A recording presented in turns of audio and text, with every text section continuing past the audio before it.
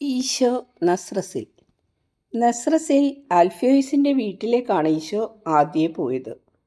അടുക്കളത്തോട്ടത്തിലേക്ക് പ്രവേശിക്കുമ്പോൾ വെള്ളം കോരാനായി 2 ചെമ്പ് പാത്രങ്ങളെടുത്ത് അരുവിയിലേക്ക് പോകുന്ന അൽഫയോസിൻ്റെ ഭാര്യ മേരിയെ കാണുന്നു.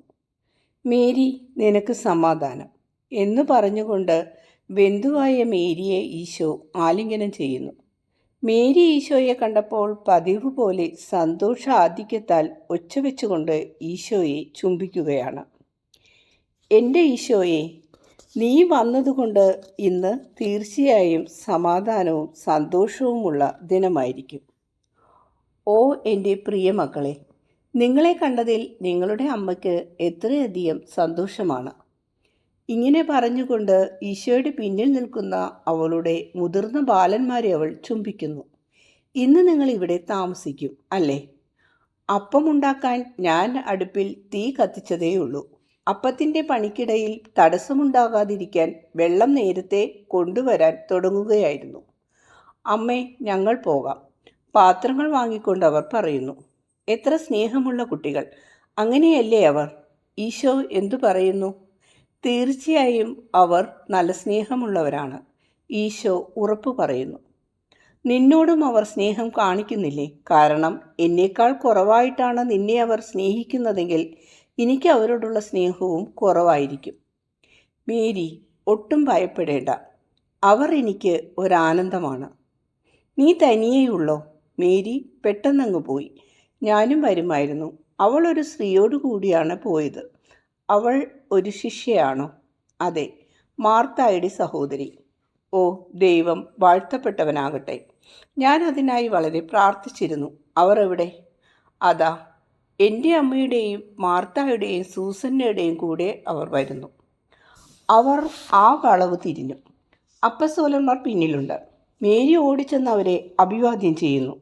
നിന്നെ എൻ്റെ സഹോദരിയായി കിട്ടുന്നതിൽ എനിക്കെത്ര സന്തോഷം. മകളെന്ന് എനിക്ക് വിളിക്കാം. എൻ്റെ പ്രായ കൂടുതലും നിൻ്റെ യുവത്വവും അത് ന്യായീകരിക്കും. എന്നാൽ എൻ്റെ മേരിയെ വിളിക്കുന്ന അതേ പ്രിയപ്പെട്ട പേരുകൊണ്ട് നിന്നെയും ഞാൻ വിളിക്കും. എൻ്റെ പ്രിയപ്പെട്ടവളെ, വരൂ.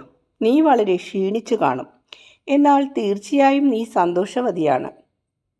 മഗ്ദലനയെ ആഴമായി സ്നേഹിക്കുന്നുണ്ടെന്നുള്ള അനുഭവം അവൾക്കുണ്ടാകാനായി അവളുടെ കൈകളിൽ പിടിച്ചുകൊണ്ട് മേരി അവളെ ചുംബിക്കുന്നു.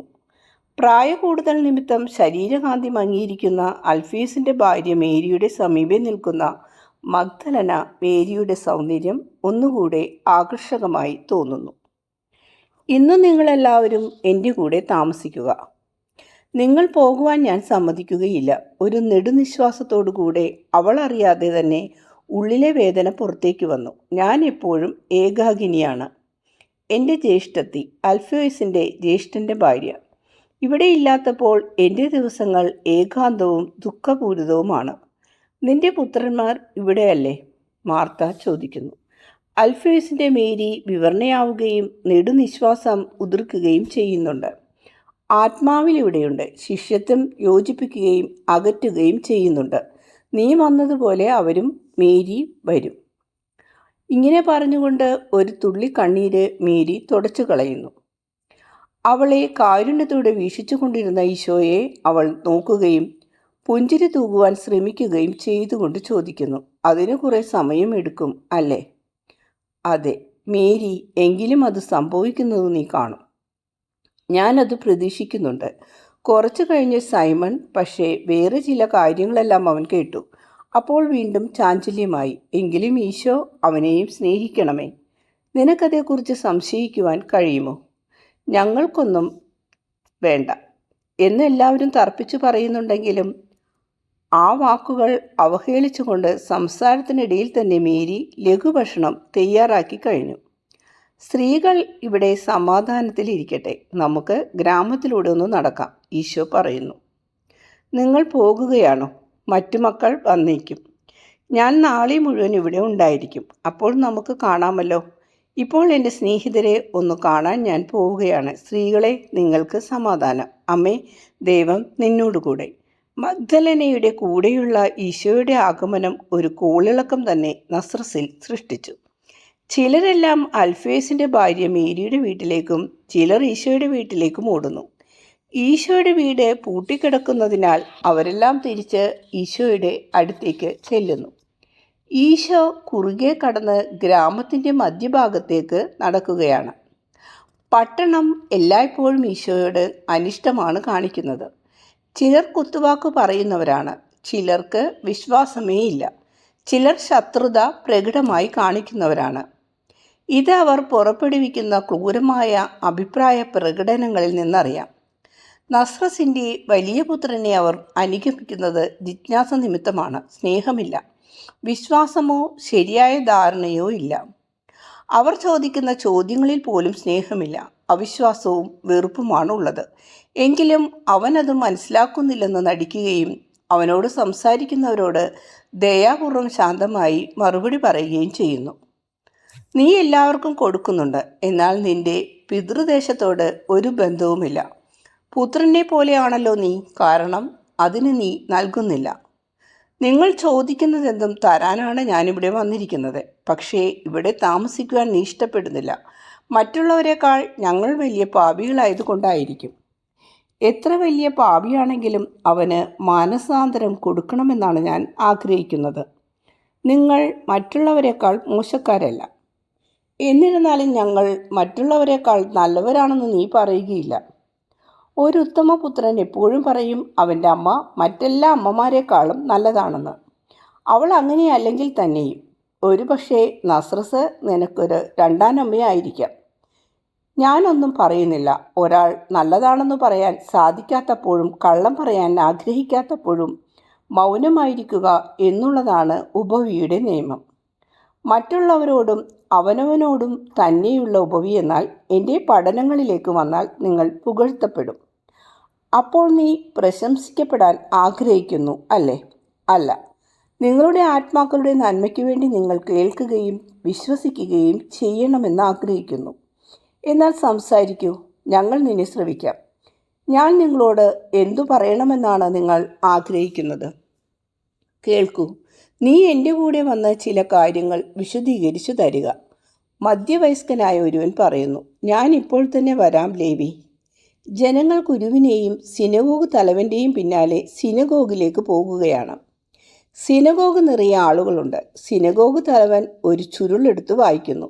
സോളമൻ ദാവീദിൻ്റെ കോട്ടക്കുള്ളിൽ നിന്ന് ഫറവോയുടെ പുത്രിയെ അവൾക്കായി നിർമ്മിച്ച ഭവനം വരെ കൊണ്ടുവന്നു.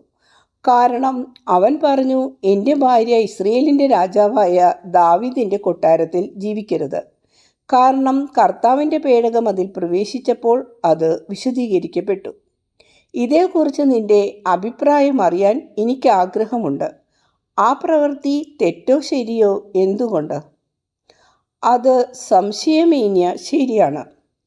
കാരണം കർത്താവിൻ്റെ പേടകം അതിൽ പ്രവേശിച്ചപ്പോൾ ആ ഭവനം പവിത്രമാക്കപ്പെട്ടു. അതുനിമിത്തം അത് ബഹുമാനത്തിന് അർഹമാകുന്നു. എന്നാൽ ഫറവോയുടെ പുത്രി സോളമൻ്റെ ഭാര്യയായതിനാൽ അതിനാൽ തന്നെ അവൻ്റെ ഭവനത്തിൽ താമസിക്കുന്നതിന് അർഹതയുള്ളവളല്ലേ? ആദാമിൻ്റെ വാക്കുകളനുസരിച്ച് ഭാര്യ ഭർത്താവിൻ്റെ അസ്ഥിയും അസ്ഥിയുടെ അസ്ഥിയും മാംസത്തിൻ്റെ മാംസവുമായി തീരുമല്ലോ. അങ്ങനെയെങ്കിൽ അവളുടെ ഭർത്താവ് അശുദ്ധമാക്കാത്തത് അവൾക്കെങ്ങനെ അശുദ്ധമാക്കാൻ കഴിയും? ഏസ്രായുടെ 1-ാം പുസ്തകത്തിൽ ഇങ്ങനെ എഴുതിയിരിക്കുന്നു, വിജാതീയ സ്ത്രീയെ വിവാഹം ചെയ്തുകൊണ്ട് നീ പാപം ചെയ്തിരിക്കുന്നു. ഇസ്രയേലിൻ്റെ പാപം നീ വർദ്ധിപ്പിച്ചിരിക്കുകയാണ്. സോളമൻ വിഗ്രഹ ആരാധന നടത്തിയതിൻ്റെ ഒരു കാരണം വിജാതീയ സ്ത്രീകൾ വിവാഹം ചെയ്തെന്നുള്ളതാണ്. ദൈവം അരുൾ ചെയ്തിട്ടുണ്ട്, വിജാതീയ സ്ത്രീകൾ നിങ്ങളുടെ ഹൃദയങ്ങളെ വഴിതെറ്റിച്ച് വിജാതീയ ദേവന്മാരെ പിന്തുടരുന്നതിനിടയാക്കും. അതിൻ്റെ അനന്തരഫലം നമുക്കറിയാവുന്നതാണ്. എന്നാൽ അവൻ ഫറവോയുടെ പുത്രി വിവാഹം ചെയ്തതുകൊണ്ട് അവന് വഴിതെറ്റിയില്ല. കാരണം അവൾ ആ പരിശുദ്ധ ഭവനത്തിൽ വസിക്കേണ്ടതില്ലെന്ന് അവൻ ബുദ്ധിപൂർവം തീരുമാനിച്ചു. ദൈവത്തിൻ്റെ നന്മ നമ്മുടെ അളവുകോല് കൊണ്ട് അളക്കാൻ സാധിക്കുകയില്ല. മനുഷ്യൻ എപ്പോഴും തെറ്റ് ചെയ്യുന്നവനാണെങ്കിലും മറ്റുള്ളവർ ഒരു പ്രാവശ്യം തെറ്റ് ചെയ്തു കഴിഞ്ഞാൽ പിന്നീട് ക്ഷമിക്കുകയില്ല. എന്നാൽ ദൈവം മനുഷ്യൻ്റെ ആവർത്തിച്ചുള്ള കുറ്റങ്ങളും ക്ഷമിക്കുന്നവനാണ്. എന്നാൽ നിർദ്ദയം അതേ പാപം ആവർത്തിച്ചു കൊണ്ടിരിക്കുവാൻ ദൈവം അനുവദിക്കുകയില്ല. അതിനാൽ ആദ്യത്തെ പാപം ചെയ്തു കഴിയുമ്പോൾ ദൈവം പാപിയുടെ ഹൃദയത്തോട് സംസാരിക്കുന്നു.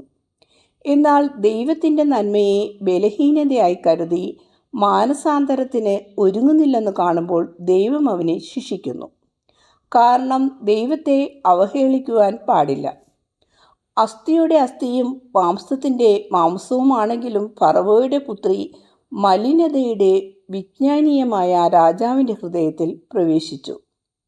രോഗം വരുന്നത് ഒരു രോഗാണു രക്തത്തിൽ പ്രവേശിക്കുമ്പോഴല്ല, ആദ്യത്തേതിൽ നിന്ന് വളരെയേറെ അണുക്കൾ വർദ്ധിച്ച് രക്തത്തെ ദുഷിപ്പിക്കുമ്പോഴാണെന്ന് നിങ്ങൾക്കറിയാമല്ലോ. മനുഷ്യൻ്റെ പാപവും അങ്ങനെ തന്നെ. നിർദോഷമെന്ന് തോന്നുന്ന ഒരളവിൽ അതാരംഭിക്കുന്നു. തിന്മയോടുള്ള അടുപ്പം ക്രമേണ വർദ്ധിപ്പിക്കും. പിന്നീട് മനസാക്ഷിയുമായി ഒത്തുതീർപ്പിലെത്തും. ദൈവത്തോടുള്ള അനുസരണയും അവനവൻ്റെ ഉത്തരവാദിത്തങ്ങളും ഉപേക്ഷിക്കും. അത് ശീലമാക്കി കൂടുതൽ ഗൗരവമായ പാപങ്ങളിൽ വീഴും. സോളമൻ്റെ കാര്യത്തിൽ അത് വിഗ്രഹ ആരാധന വരെ എത്തി. തന്മൂലം ഇസ്രയേലിൻ്റെ ശീഷ്മക്കിടയിലും അതിൻ്റെ ദുരന്തഫലങ്ങൾ ഇന്നും നിലനിൽക്കുകയും ചെയ്യുന്നു. തീർച്ചയായും അങ്ങനെ തന്നെ. എന്നാൽ ഈ കാര്യം കൂടി എനിക്ക് വിശദീകരിച്ചു തരാമോ? നീ പറയുന്നു നിന്നെ ദൈവത്തിൻ്റെ വചനമാണെന്ന്. ഇത് ശരിയാണോ? അതെ, ഞാൻ ദൈവത്തിൻ്റെ വചനമാണ്. ലോകത്തിലുള്ള എല്ലാ മനുഷ്യർക്കും സുവിശേഷം എത്തിച്ചു കൊടുക്കുന്നതിനും അവരെ എല്ലാ പാപങ്ങളിൽ നിന്നും രക്ഷിക്കുന്നതിനുമാണ് അവൻ എന്നെ അയച്ചിരിക്കുന്നത്. അതുകൊണ്ട് നീ പറയുന്നത് പോലെ തന്നെയാണ് യഥാർത്ഥമെങ്കിൽ നീ പേടകത്തേക്കാൾ ശ്രേഷ്ഠതയുള്ളവനല്ലേ? കാരണം പേടകത്തെ ഗ്രസിച്ചിരുന്ന മഹത്വത്തിലല്ല, നിന്നിലാണ് ദൈവം വാഴുന്നത്. നീ പറഞ്ഞത് ശരിയാണ്, അതാണ് സത്യം. പിന്നെ എന്തുകൊണ്ടാണ് നീ നിന്നെ തന്നെ മലിനമാക്കുന്നത്? ഇതു പറയാനാണോ നീ എന്നെ ഇവിടെ കൊണ്ടുവന്നത്? എനിക്ക് നിന്നോട് സംസാരിക്കാൻ നിന്നെ പ്രേരിച്ചവരോടും സഹതാപമുണ്ട്. ഞാൻ എന്നെ തന്നെ ന്യായീകരിക്കുവാൻ പാടില്ല, കാരണം എല്ലാ ന്യായീകരണവും നിങ്ങൾ വിദ്വേഷം നിമിത്തം തെറ്റിദ്ധരിക്കുന്നു.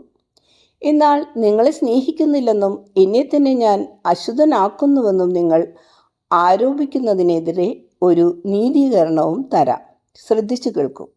നീ എന്താണ് സൂചിപ്പിക്കുന്നതെന്ന് എനിക്കറിയാം. എന്നാൽ ഞാൻ നിന്നോട് മറുപടി പറയുന്നു, നിനക്ക് തെറ്റുപറ്റി. മരിച്ചുകൊണ്ടിരിക്കുന്നവരെ ജീവനിലേക്ക് തിരിച്ചു കൊണ്ടുവരാൻ എൻ്റെ കൈകൾ ഞാൻ തുറക്കുന്നു. അതുപോലെ ഞാൻ എൻ്റെ കൈകൾ ശാരീരികമായി എന്നതിനേക്കാൾ യഥാർത്ഥമായി മരിച്ചുകൊണ്ടിരിക്കുന്നവരെയും മരിച്ചു കഴിഞ്ഞവരെയും സ്വീകരിക്കുവാൻ തുറക്കുന്നു. അതായത് പാപികളെ, ചത്തു ചീഞ്ഞവരെ ഉയിർപ്പിച്ച് നിത്യജീവൻ നൽകേണ്ടതിന്, വീണ്ടും അവർ മരിക്കേണ്ടതിരിക്കുന്നതിന് എൻ്റെ കൈകൾ തുറന്നു കൊടുക്കുന്നു. ഇത് വ്യക്തമാക്കാൻ ഒരു ഉപമ ഞാൻ പറയാം. ഒരു മനുഷ്യൻ ധാരാളം തിന്മകൾ ചെയ്തു ജീവിച്ചു. അതിൻ്റെ ഫലമായി അയാൾക്ക് കുഷ്ഠം പിടിപെട്ടു. മനുഷ്യ സമൂഹം അവനെ ബഹിഷ്കരിച്ചു. കഠിനമായ ഏകാന്തതയുടെ വേദനയിൽ അയാൾ അവനെ ഈ സ്ഥിതിയിലാക്കിയ സാഹചര്യങ്ങളെക്കുറിച്ച് ചിന്തിക്കുവാൻ തുടങ്ങി. അങ്ങനെ അനേക വർഷങ്ങൾ കടന്നുപോയി. അങ്ങനെയിരിക്കെ അവൻ്റെ പ്രതീക്ഷകളെല്ലാം തകർന്നിരിക്കെ ഒരു ദിവസം പെട്ടെന്ന് അവൻ സുഖം പ്രാപിച്ചു. അപ്പോൾ അയാൾ എന്താണ് ചെയ്യുക? കർത്താവ് അവനോട് കാരുണ്യം കാണിച്ചതിനാൽ അവന് നേരെ വീട്ടിലേക്ക് പോകുവാൻ കഴിയുമോ? ഇല്ല. ആദ്യം അവൻ പുരോഹിതൻ്റെ അടുക്കൽ പോകണം. പുരോഹിതൻ അവനെ പരിശോധിക്കുകയും കുറച്ചുനാൾ കഴിഞ്ഞ് അവനെ ശുദ്ധീകരിച്ച് 2 ചങ്ങാലികളെ ബലിയർപ്പിക്കുകയും വേണം. അതിനുശേഷം അവൻ പോയി അവൻ്റെ വസ്ത്രങ്ങൾ 1 പ്രാവശ്യമല്ല 2 പ്രാവശ്യമല്ല പുരോഹിതൻ്റെ പക്കലേക്ക് വീണ്ടും ചെന്ന് നിയമപ്രകാരം കറയറ്റ ആട്ടിൻകുട്ടികളെയും പെണ്ണാടിനെയും മാവും എണ്ണയും കാഴ്ചയർപ്പിക്കണം. അപ്പോൾ പുരോഹിതൻ അവനെ വിശുദ്ധ സ്ഥലത്തിൻ്റെ വാതിൽക്കലേക്ക് കൊണ്ടുപോകും. അവർക്കങ്ങനെ ഇസ്രായേൽ ജനതയിലേക്ക് മതപരമായി പ്രവേശനം ലഭിക്കുന്നു. എന്നാൽ എന്നോട് നിങ്ങൾ പറയൂ, ആദ്യം പുരോഹിതൻ്റെ പക്കലേക്ക് എന്തു കാരണത്താലാണ് പോയത്? ആദ്യത്തെ ശുദ്ധീകരണം ലഭിക്കുവാനും അതുവഴി വലിയ ശുദ്ധീകരണത്തിലേക്ക് പ്രവേശിക്കാൻ കഴിയേണ്ടതിനും വിശുദ്ധ ജനങ്ങളുടെ സമൂഹത്തിൽ വീണ്ടും സ്വീകരിക്കപ്പെടുന്നതിനുമായി നിങ്ങൾ പറഞ്ഞത് ശരിയാണ്. കാരണം ആദ്യം തന്നെ അയാൾ പൂർണ്ണമായി ശുദ്ധീകരിക്കപ്പെട്ടിട്ടില്ല. ഇല്ല. അവൻ്റെ ശരീരത്തിലും ആത്മാവിലും വളരെ പോരായ്മകൾ പിന്നെയും ഉണ്ട്. എന്നാൽ പിന്നെ തീർത്തും അശുദ്ധനായിരുന്നപ്പോൾ ആദ്യം പുരോഹിതൻ്റെ അടുത്ത് ചെല്ലുവാനും പിന്നീട് വിശുദ്ധ സ്ഥലത്തിൻ്റെ സമീപം എത്താനും അവനെങ്ങനെ ധൈര്യപ്പെട്ടു? ജീവിക്കുന്നവരുടെ സമൂഹത്തിലേക്ക് പ്രവേശനം ലഭിക്കണമെങ്കിൽ പുരോഹിതൻ്റെ പക്കൽ പോകേണ്ടത് ആവശ്യമാണ്. ആ മാർഗമല്ലാതെ വേറെ മാർഗമില്ല. അപ്പോൾ വിശുദ്ധ സ്ഥലമോ? കാരണം ദൈവത്തിന് മാത്രമേ പാപം മോചിക്കുവാൻ കഴിയൂ. വിശുദ്ധ തിരശ്ശീലക്കപ്പുറത്ത് ദൈവം അവൻ്റെ മഹത്വത്തിൽ വസിക്കുന്നു എന്നത് ഞങ്ങളുടെ വിശ്വാസമാണ്. അവിടെ നിന്നാണ് പാപമോചനം ലഭിക്കുന്നത്. സുഖം പ്രാപിച്ച മനുഷ്യൻ പുരോഹിതനെയും വിശുദ്ധ സ്ഥലത്തെയും സമീപിക്കുമ്പോൾ പാപ വിമുക്തനല്ല, അല്ലേ? അല്ല, തീർച്ചയായും അല്ല. വക്രമായ ചിന്തയും ആത്മാർത്ഥത അശേഷമില്ലാത്ത ഹൃദയവുമുള്ള മനുഷ്യരെ നിങ്ങൾ എന്തിനാണ് കുറ്റം ആരോപിക്കുന്നത്? പുരോഹിതനും വിശുദ്ധ സ്ഥലവുമായ ഞാൻ ആത്മാവിൽ കുഷ്ഠം ബാധിച്ചവർ എൻ്റെ അടുക്കൽ വരുന്നതിന് അനുവദിച്ചെങ്കിൽ അത് തെറ്റാണോ? ശരി, നഷ്ടപ്പെട്ട ആ സ്ത്രീ ഇപ്പോൾ ഇവിടെ എൻ്റെ കൂടെയുണ്ട്. അതുപോലെ തന്നെ ചുങ്കക്കാരനായ ലേവിയും അവൻ്റെ പുതിയ ആത്മാവും പുതിയ ജോലിയുമായി അവനു മുമ്പേ വന്ന പലരുടെയും കൂടെയുണ്ട്. അവർക്കങ്ങനെ എൻ്റെ കൂടെ ആയിരിക്കാം. കാരണം കർത്താവിൻ്റെ ജനങ്ങളുടെ സമൂഹത്തിലേക്ക് അവർ വീണ്ടും സ്വീകരിക്കപ്പെട്ടിരിക്കുന്നു. ദൈവഹിതം അനുസരിച്ചാണ് അവർ എൻ്റെ പക്കൽ വന്നത്. വിധിക്കുന്നതിനും പാപമോചനം നൽകുന്നതിനും സുഖപ്പെടുത്തുന്നതിനും അവൻ എനിക്ക് അധികാരം തന്നിട്ടുണ്ട്. ഫറവോയുടെ പുത്രി വിഗ്രഹ ആരാധനയിൽ ഉറച്ചു നിന്ന പോലെ അവരും പാപത്തിൽ ഉറച്ചു നിന്നിരുന്നെങ്കിൽ അശുദ്ധി ഉണ്ടാകുമായിരിക്കും. എന്നാൽ അവർ എൻ്റെ പഠനങ്ങൾ സ്വീകരിക്കുകയും അതുവഴി ദൈവകൃപയിലേക്ക് ഉയരുകയും ചെയ്തതുകൊണ്ട് അശുദ്ധിയൊന്നുമില്ല. എനിക്ക് കെണികൾ വെക്കുന്ന നസ്രസിലെ പുരുഷന്മാരെ, പിതാവിൻ്റെ വചനവും ജ്ഞാനവും സത്യവും എന്നിലുണ്ടാകാൻ സാധ്യതയില്ലെന്ന് നിങ്ങൾ കരുതുന്നത് കൊണ്ടാണ് കെണിവെക്കുന്നത്. എന്നാൽ ഞാൻ നിങ്ങളോട് പറയുന്നു, പാപികളെ അനുകരിക്കുക. സത്യത്തിലേക്ക് വരുന്ന കാര്യത്തിൽ അവർ സത്യമായും നിങ്ങളെക്കാൾ മികവ് കാട്ടുന്നു. വീണ്ടും ഞാൻ പറയുന്നു, എന്നെ എതിർക്കാൻ ഹീനമായ കെണികൾ നിങ്ങൾ ഒരുക്കരുതേ. അത് ചെയ്യരുതേ. നിങ്ങൾ ചോദിക്കൂ, അപ്പോൾ എൻ്റെ അടുക്കൽ വരുന്ന എല്ലാവർക്കും കൊടുക്കുന്ന പോലെ നിങ്ങൾക്കും ജീവൻ്റെ വാക്കുകൾ തരാം. ഈ നാടിൻ്റെ മക്കളിൽ ഒരുവനെ പോലെ എന്നെ സ്വീകരിക്കൂ. എനിക്ക് നിങ്ങളോട് ഒരു വിരോധവുമില്ല. എൻ്റെ കൈകൾ നിങ്ങളെ തലോടാൻ വെമ്പൽ കൊള്ളുന്നു. എൻ്റെ ഹൃദയം നിങ്ങളെ പഠിപ്പിക്കുവാനും സന്തോഷവാന്മാരാക്കുവാനും ആഗ്രഹിക്കുന്നു. നിങ്ങൾക്ക് പ്രീതി ഉളവാക്കാൻ ഞാൻ എത്രയധികം ആഗ്രഹിക്കുന്നുണ്ട്. നിങ്ങൾക്ക് ആഗ്രഹമുണ്ടെങ്കിൽ സാബത്ത് നിങ്ങളോടുകൂടെ ആചരിക്കുകയും നിങ്ങളെ പുതിയ പ്രമാണം പഠിപ്പിക്കുകയും ചെയ്യാം. ജനസമൂഹത്തിൽ അഭിപ്രായ വ്യത്യാസമാണ് കാണുന്നത്. എന്നാൽ ജിജ്ഞാസയോ സ്നേഹമോ ഇവ രണ്ടും കൂടിയോ വിജയിക്കുന്നു. നിരവധി ആളുകൾ ഉച്ചത്തിൽ വിളിച്ചു പറയുന്നു, ഞങ്ങൾ നാളെ ഇവിടെ വരാം. നീ പറയുന്നത് ഞങ്ങൾക്ക് കേൾക്കണം. രാത്രി നിങ്ങളെ മതിക്കുന്ന എല്ലാ പ്രതിബന്ധങ്ങളും നീങ്ങിപ്പോകുന്നതിന് ഞാൻ നിങ്ങൾക്ക് വേണ്ടി പ്രാർത്ഥിക്കും. എല്ലാ മുൻവിധികളും നിങ്ങളുടെ മനസ്സിൽ നിന്ന് നീങ്ങി അതിനെ സ്വതന്ത്രമാക്കട്ടെ. ലോകം മുഴുവനും വേണ്ടി സുവിശേഷം കൊണ്ടുവന്നിരിക്കുന്ന ദൈവത്തിൻ്റെ സ്വരം നിങ്ങൾ മനസ്സിലാക്കാനാണ് മനസ്സ് സ്വതന്ത്രമാകാൻ ഞാൻ പ്രാർത്ഥിക്കുന്നത്. ദൈവസ്വരം സ്വീകരിക്കുവാൻ കഴിവുള്ള ആദ്യ നഗരം ഞാൻ വളർന്നു വന്ന ആ നഗരമാകണമെന്ന് ഞാൻ ആഗ്രഹിക്കുന്നു. നിങ്ങൾക്കെല്ലാവർക്കും സമാധാനം.